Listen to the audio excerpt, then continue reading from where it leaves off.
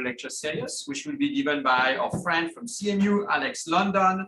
And Alex will be talking at 3:30 on the 10th floor.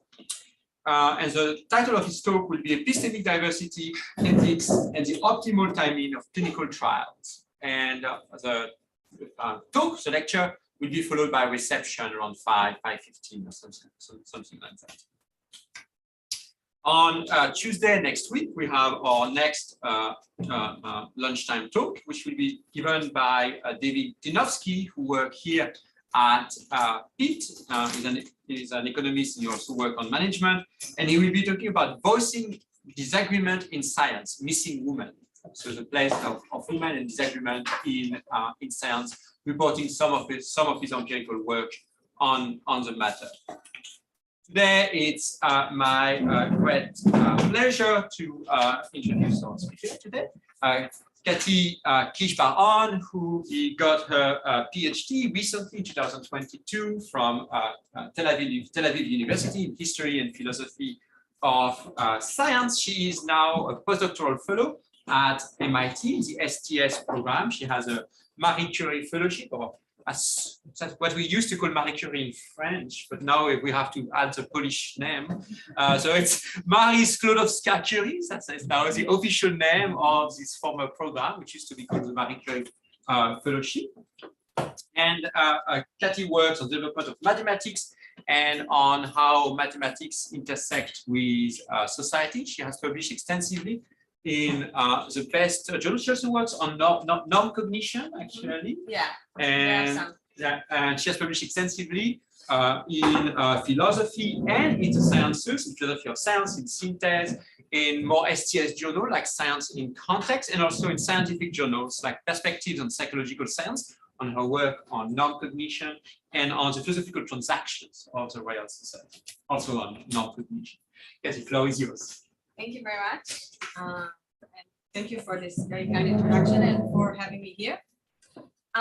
Today, I'd like to talk to you about the first part of a new project I'm currently working on that examines the social, cultural, and personal elements in mathematician lives and how do they affect the trajectory of the research and the subject matter of their theories.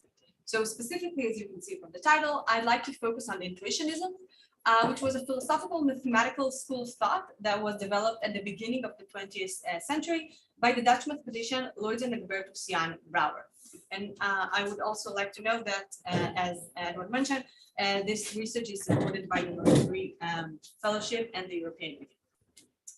So let's start with a very brief and incomplete historiography or biography of Brouwer. So Brouwer was born in the small town of Overschie, in the Netherlands, and by 1907 he finished his PhD dissertation titled On the Foundations of Mathematics under his supervisor Dietrich Korteweg. Now, Brouwer was constantly contemplating about whether to choose a mathematical course of studies or a philosophical one, and until 1904 he did his master's both in philosophy and in mathematics, but under the influence of Korteweg, he eventually chose to take a more mathematical path, and he finished his dissertation in mathematics, which is important to the rest of our story. The years between 1909 and 1913 are considered a very productive period in Brouwer's work. He founds modern topology as a chapter of classical mathematics, while also continuing to develop his intuitionistic work. In 1913, he was appointed as a professor in the University of Amsterdam, succeeding Dietrich Korteweg, and in 1914, he accepts an invitation to join as one of the editors, the editorial board of the Mathematician Annalen, which was the most prestigious and renowned journal of mathematics at the time. Now, the period between 1920 and the 1930s is what is commonly known as the foundational crisis or the foundational debate. I'll say something about it in a second. In 1922, he co-founds and established, together with another mentor of his, Gary Tmenry, the Significs Circle, which is a social movement that dealt with the connection between mathematics, language, and society. The circle was working between 1922 and 1926, and In 1928, Brouwer gets fired from the mathematician Annalen, a move that was initiated by his so-called nemesis, David Hilbert, and we'll talk about that in a few moments. In the 1930s, the debate starts to wave out, and the period between 1933 and 1942 is a period where Brouwer paused all his intuitionistic work, and he only resumes his publications and his work in intuitionism in 1946 in a series of lectures he delivered at the University of Cambridge, which basically described the whole intuitionistic view that Brouwer held all the way from his dissertation until 1946, and this later developed into an actual book in the 1990s.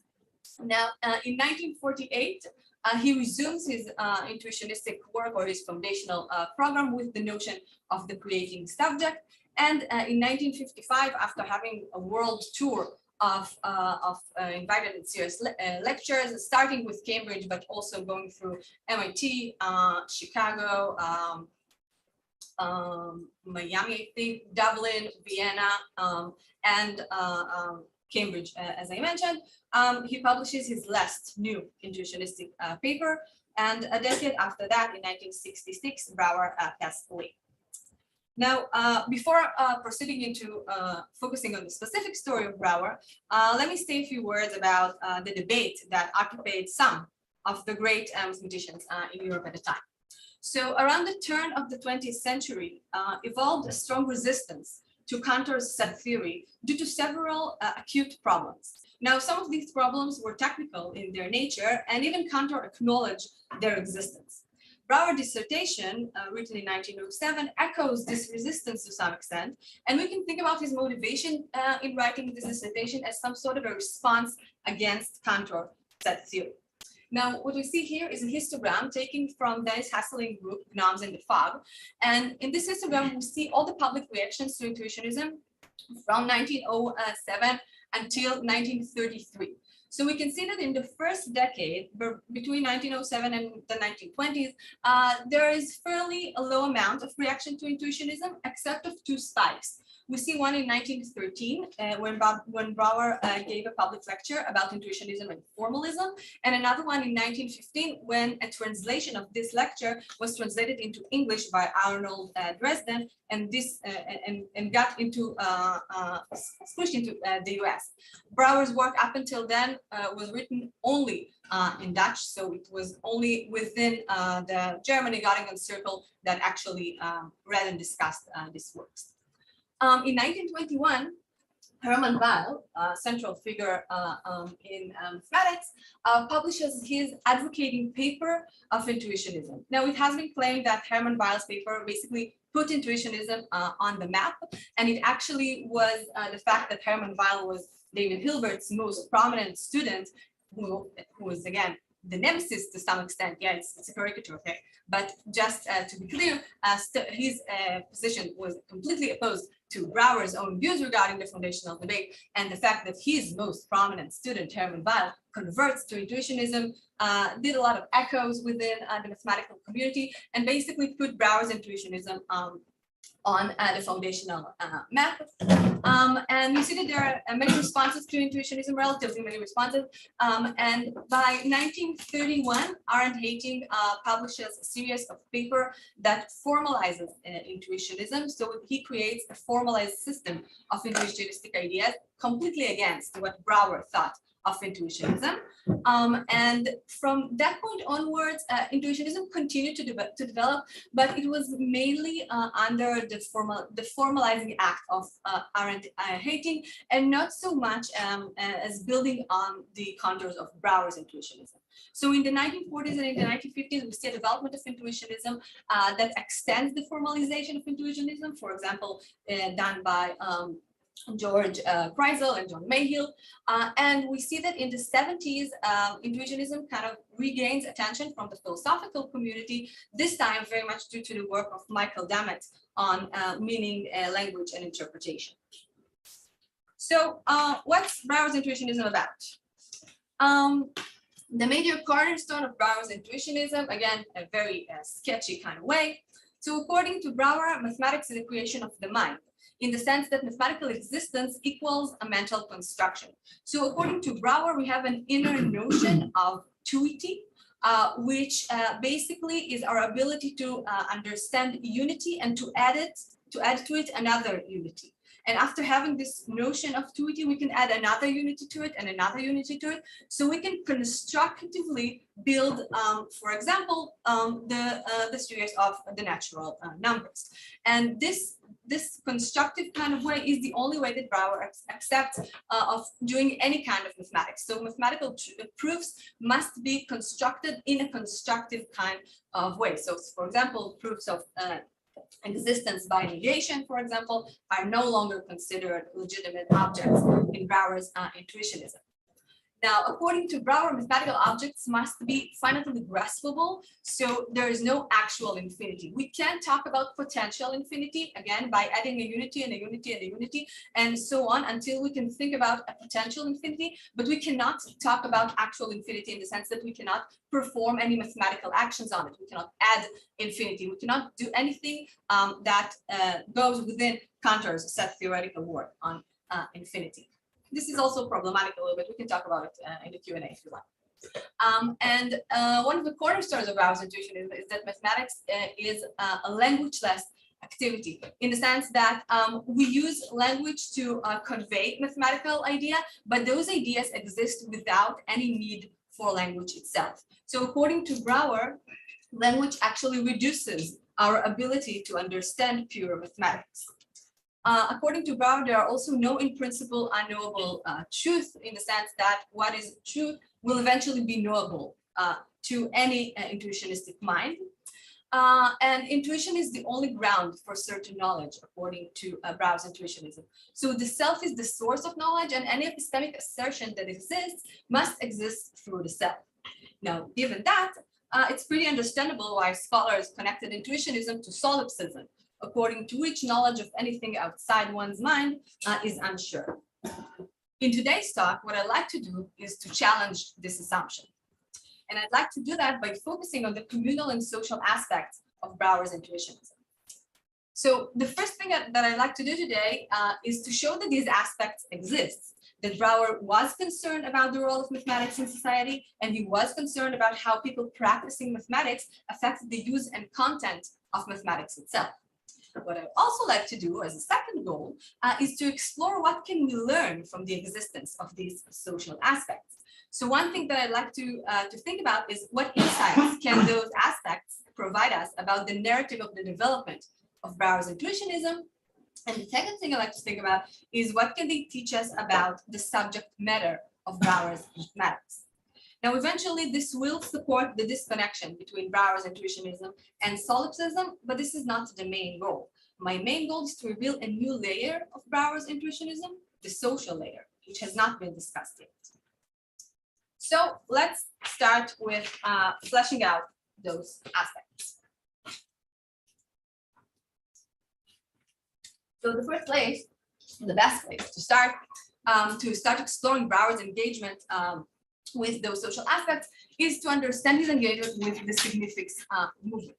So what are the Significs?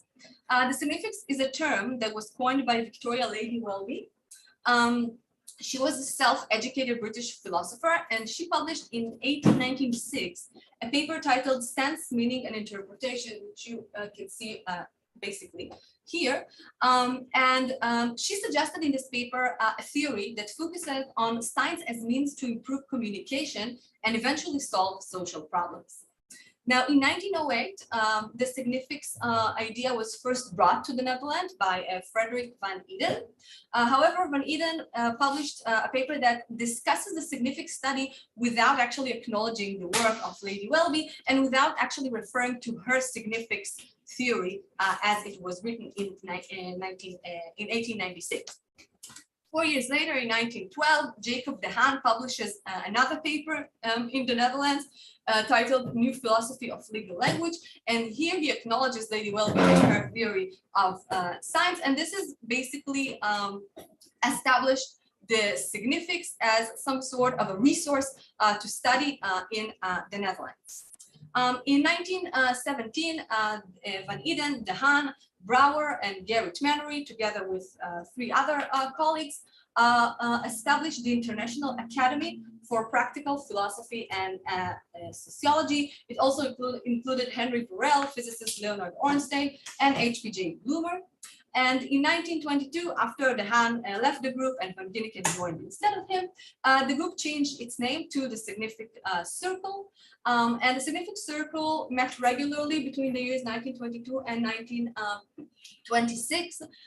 It engaged with questions connecting mathematics, language, and society. And part of its dialogues were actually written down and were even translated into English in the Significs Dialogue, which was published in 1937 as 3 parts in the Synthesis journal.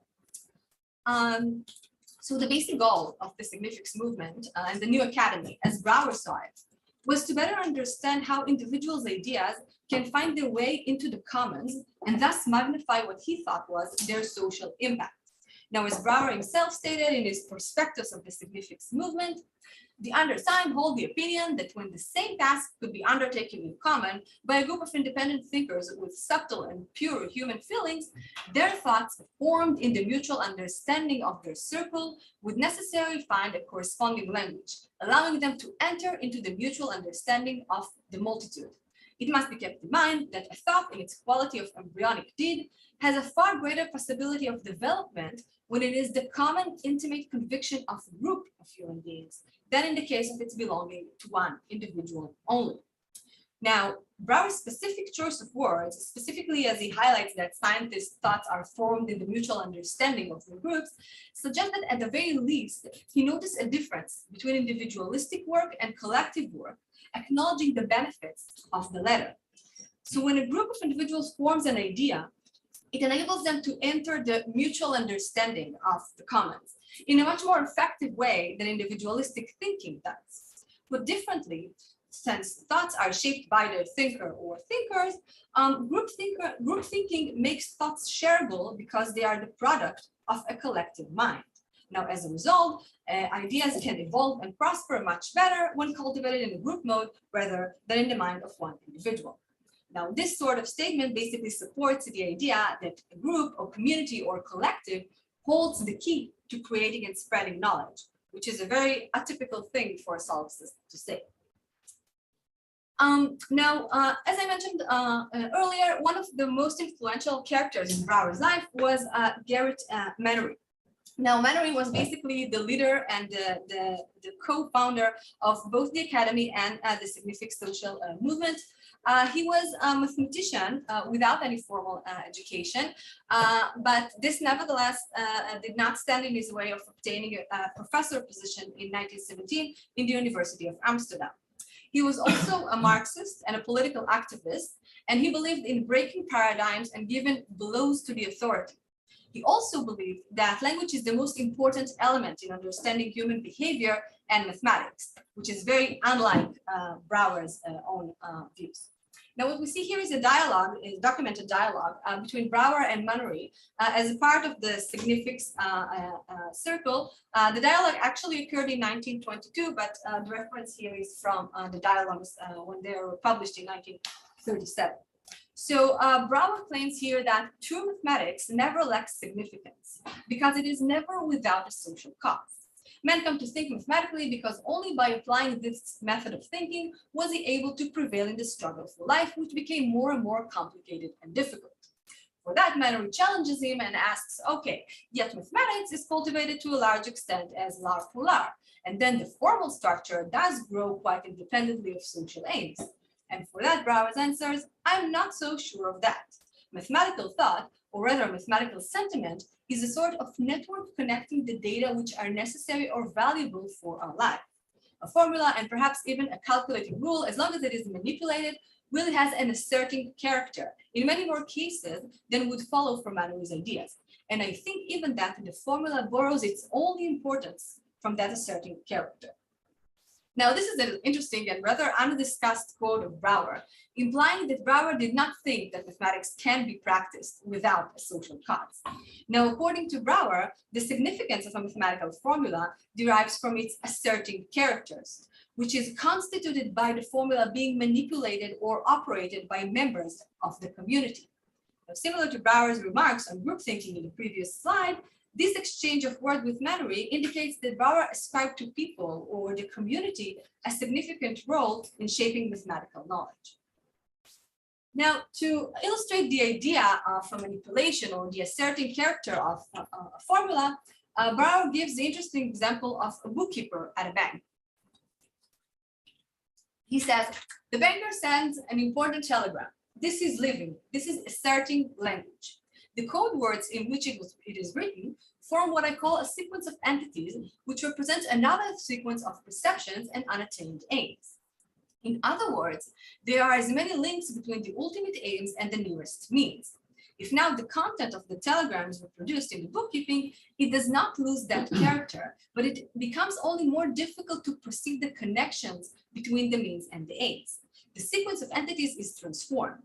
For the bookkeeper, this connection is then dissolved into a general feeling that he has consciously performed his duty, a feeling that is positively akin to the sentiment that constitutes for the mathematicians the notion of truth.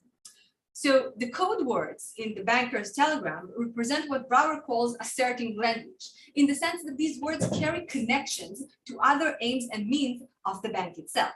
Now, when these words are reproduced in different circumstances, tracing the connections becomes much more challenging because the context of these words has now changed.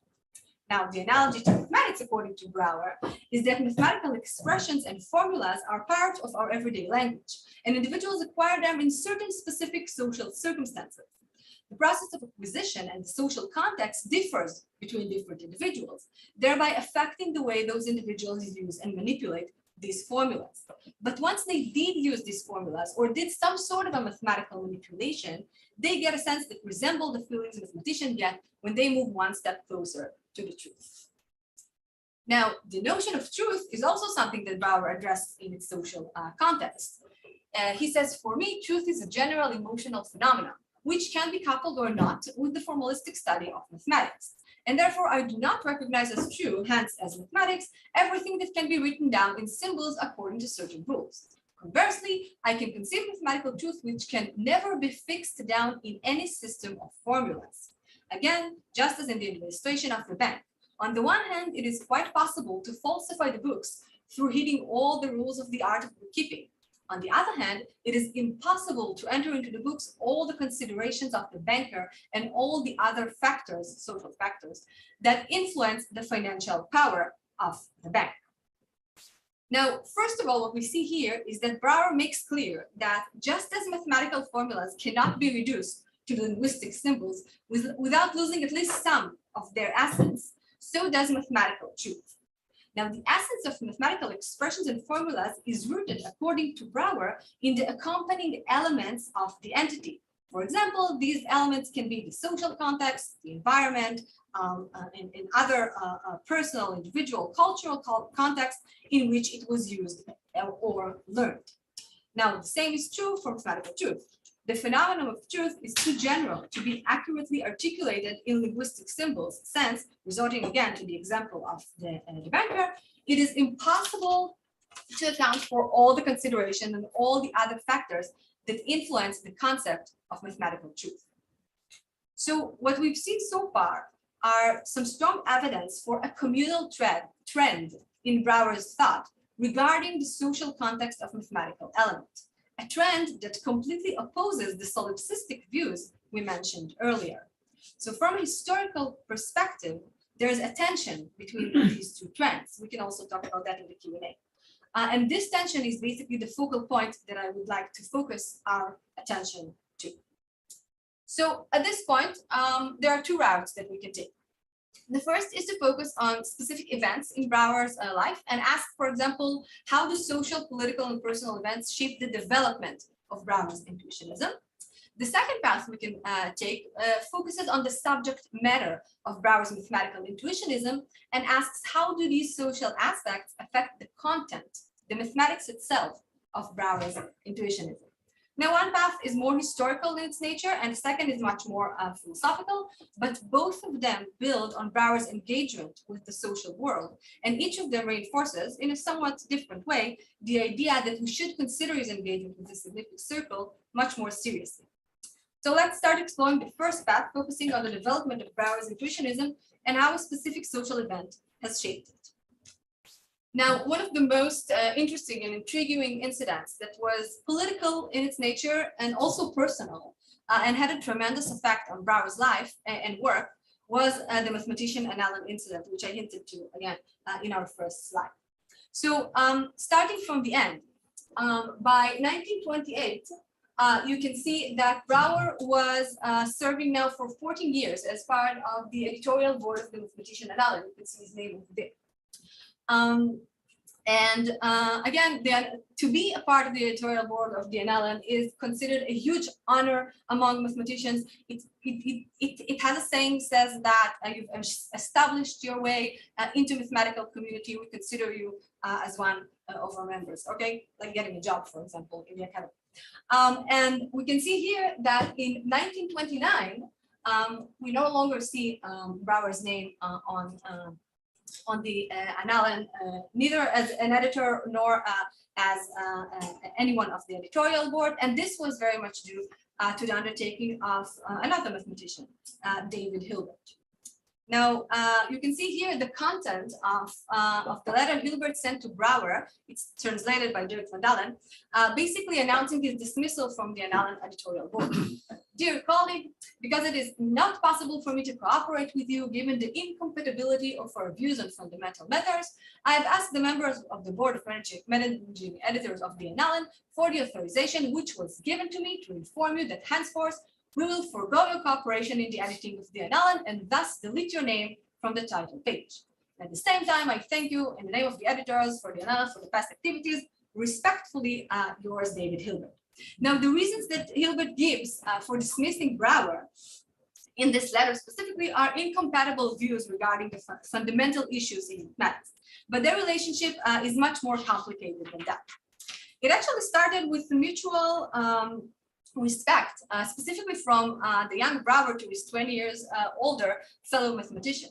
In a letter Brouwer wrote in 1909, he even refers to Hilbert as the first mathematician of the world. In the next couple of years, between 1910 and 1920, their relationship remained friendly to this extent, and Hilbert even wrote Brouwer a letter of recommendation for his position in the University of Amsterdam. In 1919, Hilbert even offered Brouwer a chair in Groningen, which Brouwer turned down. Now, during the 1920s, as the foundational debate started to get more and more heated, their relationship started to turn sideways. In 1927 and 1928, Brouwer gave two big lectures where he criticized Hilbert's formalism, and this was the blow to the relationship. And from that point onwards, the personal and mathematical turned into one and affected their relationship on a very sideways kind of manner. Now, in order to dismiss Brouwer, who was an associate editor from the editorial board, Hilbert had to get the support of the other chief editors, which were Felix Klein, Otto Blumenthal, and Albert Einstein. Now, in a letter Hilbert wrote to Einstein, he was very explicit about the reasons why he wanted Brouwer out the door. Just for some misunderstanding and further ado, which are totally superfluous under the present circumstances, I would like to point out that my decision to belong under no circumstances to the same board of editors as Brouwer is firm and unalterable. To explain my request, I would like to put forward briefly the following. 1. Brouwer has, in particular, by means of his final circular letter to German mathematicians before Bologna, insulted me, and as I believe the majority of German mathematicians. 2, in particular, because of his strikingly hostile position vis-a-vis sympathetic foreign mathematicians, he is, in particular in the present time, remember that this is during the time between the two world wars, unsuitable to participate in the editing of the mathematician Allen. I would like to keep in the servant of the founders, Felix Klein. Now, Einstein did not find Hilbert's reasons very convincing, even though Einstein himself was not a big fan of Brouwer. I consider himself, Brouwer, with all due respect to his mind, a psychopath. However, it is my opinion that it is neither objectively justified nor appropriate to undertake anything against him. If you cannot bring yourself to this because his behavior gets too much on your nerves, for God's sake, do what you have to do. I myself cannot sign for the above reasons such a letter. Now, in a private letter to Max Born, Einstein admits that he thinks Hilbert overreacted. Objectively, I might briefly point out that in my opinion, there would have been much more painless remedies against an overly large influence of the managing of the annalen by the somewhat mad Brouwer than eviction from the editorial board. This, however, I only say to you in private, and I do not intend to plunge as a champion into this frog-mice battle with another paper lens.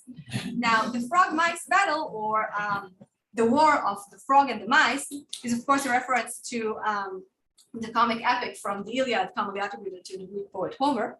It's also the title of Dirk van Dalen's paper on the topic, one of the very few papers that actually analyzes and deals with this very interesting Brouwer-Hilbert conflict. Now, Hilbert's justifications obfuscate some of the real and deeper philosophical differences between the two. Hilbert thought that Brouwer was undermining mathematics and that his intuitionistic endeavor will eventually bring mathematics to its bitter end. So both the personal and the philosophical agendas are in play here. Now, the plot thickens as Hilbert was unable to actually persuade all the chief editors to fire Brouwer. The matter then turned into a legal affair involving the representative from the Springer editorial publishing house and their lawyers. And eventually, they decided that Brouwer should be fired. And this ordeal has tremendously affected Brouwer's work.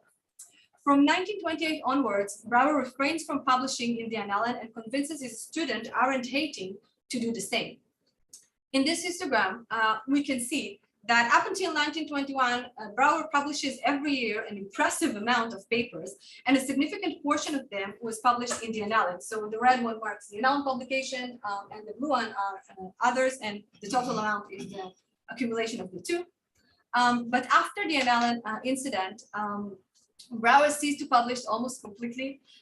For over a decade, we see some hinges here and there, and it's only in 1948 that he returns to the scene for a short while to introduce his work on the creating subject. So Brouwer actually never regained the energy to promote intuitionism as he did before, and his subsequent publications contributed very little to the further development of intuitionism. So from, as you saw in the other histogram by Hesseling before, from 1935 onwards, intuitionism basically shifted, and the development of intuitionism, and there were a lot of developments to intuitionism, were basically developments of Hating's intuitionism, of Hating's formalized work, and not of Brouwer's intuitionism.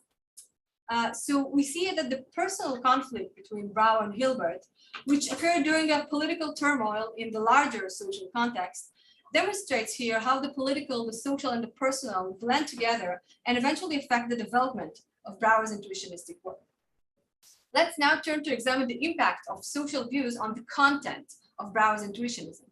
One place where these views comes into play is the idea of the creating subject. Now, the creating subject is an idea that Brouwer introduced in 1948 after his long pause from publishing after the annalen incident. And it has been claimed that for Brouwer, it was a radically new approach and that it was the closest thing to a psychological interpretation of mathematics. Now, the creating subject is an idealized subject who can, by itself, do any mathematics that can in principle be done, and whose activity can be structured as an omega sequence. Okay, so remember we talked a little bit about potential, actual, infinity. So we can talk about omega sequences because we can construct all the natural numbers and understand what is a potential infinity. So only finite sequences of the ordinal omega are relevant here. The creating subject does not have any time or space limitation, nor does it ever make mistakes. Or as Antra puts it, we may think of ourselves as we should like to be. Now, the creating subject has the ability to look back at its earlier activity.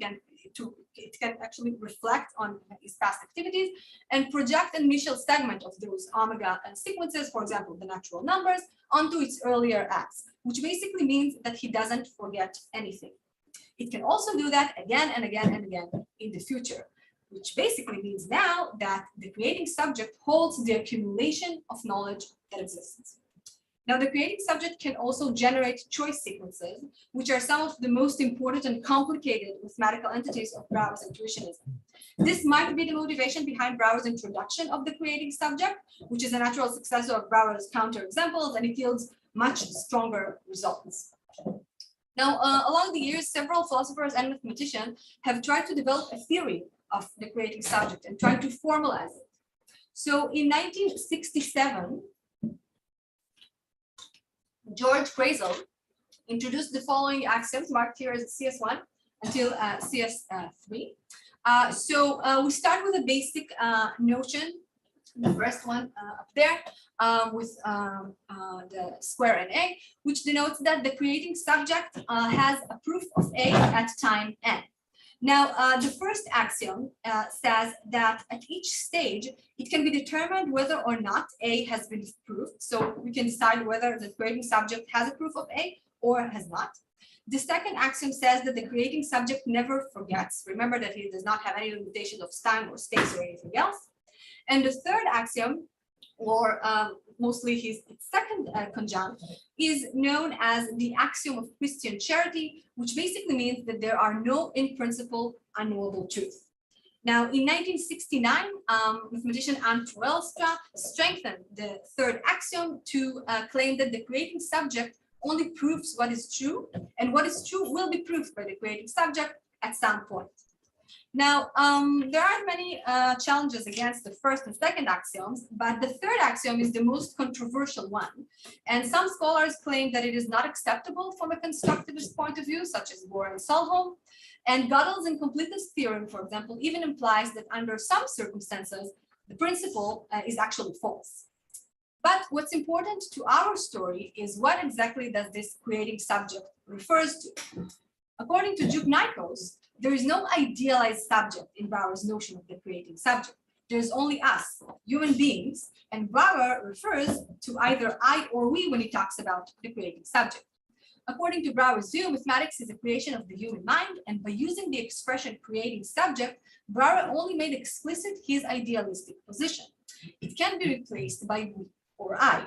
Interpreted in this way, an idealist mathematician is not needed at all for the reconstruction. We interpreted the expression creating subject as we, and anybody else can interpret it as himself. Brouwer's definition is a description of a construction, as any intuitionistic definition, but the construction is not completely determined. The values of the sequence under construction depend on the mathematical experience of the maker of the sequence, which is the creating subject. So according to Nikos, there is no idealized mathematicians, but a real, actual human being mathematician doing all this work and experiencing all these experiences. Now, philosopher Karl Pozzi agrees to some extent with Nikos' position and even takes it one step further in terms of its communal dimension. I'm assuming an inter-subjective notion of the creating subject, distinct mathematicians addressing distinct issues. The third and the strengthening of the third axioms show that this differs essentially from so-called solipsistic versions. In practice, creating subject arguments assumes only that we can track the outputs of research on particular problems or the status of knowledge about particular objects. We might, in fact, be tracking the entire mathematical community. So Pozzi's approach here not only distances the creating subject for a solipsistic, from a solipsistic point of view, but it brings out the idea of intersubjectivity into the discussion and even the mathematical community. Now, if we think back about Brouwer's own remarks from the Significs Dialogues about the role of the community in asserting the character of mathematical formulas and shaping knowledge, such an interpretation suggests another link connecting the social activities of Brouwer and the content of his intuitionism. The knowledge the creating subject holds is the accumulating knowledge of the entire community. This means that the community not only reflects the knowledge that exists, but it also uses it, constitutes it, and creates it. However, in a different paper titled Consciousness, Philosophy and Mathematics, published in 1949, Brouwer is somewhat enigmatic in terms of his solipsistic views. So on the one hand, he argues that there can be no proof of the existence of other minds. There is no plurality of mind, so much the less is there a science of the plural mind. However, he also claims that in the same paper, by so-called exchange of thought with another being, the subject only touches the outer wall of an automata. This can hardly be called mutual understanding. Only through the sensation of the other's soul, sometimes a deeper approach is experienced. Now, this quote, the second quote, is revealing the potential for other people's autonomous existence, and thus it can be interpreted by some of Brouwer's scholars as a way out of solipsism. So which one is it? This is the interesting point. There are several views regarding Brouwer's approach to solipsism in his work on the creating subject, and each of them holds somewhat different interpretation. For example, mathematician Anne Troelstra, who was a student of Arend Hating, who was a student of Brouwer, claims that a reconstruction which would be based on the solipsistic explanation of the creative subject seems to us to be undoubtedly anachronistic. Arend Hating claims that Brouwer had sometimes described mathematics as an activity of the mathematical community as a whole. Now, Arend Hating, which is his views on intersubjectivity and the communal aspects of mathematics are an entirely different story that is interesting in its own, but he himself held his own views regarding the role intersubjectivity plays in the individual's lives. So, for example, in 1978, Hating claims that the individual cannot be separated from the culture where he lives. And in another quote, he asks, "Why am I convinced of the existence of Japan? Well, because I have been taught so at school and imagine that some men there perceive things as I myself perceive my environment." Here, intersubjectivity is going to play a big role. So what we see here is that later developments of intuitionism, mostly those by Hating and his students, clearly take into account the intersubjective aspect. And some scholars even believe that we see evidence of that in Brouwer's own mathematical thinking. So to conclude, what I've tried to show you here so far is that, first of all, there is a connection in Brouwer's thought between mathematics and social events. And the Significs Dialogues have proven to be a very resourceful resource for finding such links. Now, these links imply a tension between Brouwer's communal trend of thought and his solipsistic view. Now, as we saw, this tension actually resides in the foundations of Brouwer's mathematics, and it paves its path into the understanding of the creating subject, which sound on its very own very solipsistic, but can be understood in a non-solipsistic way. So if we look closely on Brouwer's mathematics, there isn't actually anything in the mathematics itself that requires solipsism. So the tension may now be a little bit dissolved into what we can call vagueness, perhaps. So the important thing here is to understand that Brouwer's intuitionism has a social aspect which has not been discussed before. These social aspects affect both the historical narrative of the development of intuitionism and also the more philosophical, the philosophical grounds of his intuitionism. And we can see this, for example, in his work of the creating subject. Thank you.